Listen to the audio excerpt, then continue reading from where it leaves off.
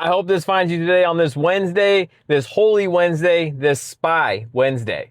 And Holy Wednesday, Spy Wednesday, if you do not know, is primarily recorded in the Gospels as the events of the plot that led up to the betrayal of Jesus. And while the specific chronology can slightly vary between the Gospels, these events are traditionally associated with this day.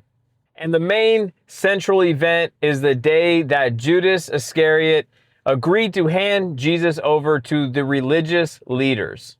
And according to the Gospels, the chief priests and the elders were looking for a way to secretly arrest Jesus because they feared that there would be a riot among the crowds during Passover. Now the betrayal. Judas went to the chief priests and asked them, "What are you willing to give me if I deliver him over to you?" They counted 30 pieces of silver. It's all it took. 30 pieces of silver.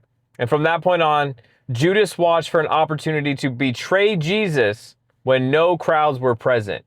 And in here, the Gospels tell us the beautiful story of the woman with the expensive perfumes and oils that came and poured it on Jesus' head, while the disciples almost condemned her, really. Why would you do that? Waste that. We could have sold that and used it for the poor. Jesus stops them immediately and says, "She has done a nice thing for me.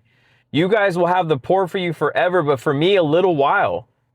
And this story of this woman doing this will be told all throughout history. And many also view Wednesday as a day of rest or silence from Jesus. After the intense public appearances and confrontations of the religious leaders on Monday and Tuesday, he was silent. There was no teachings or miracles on this day.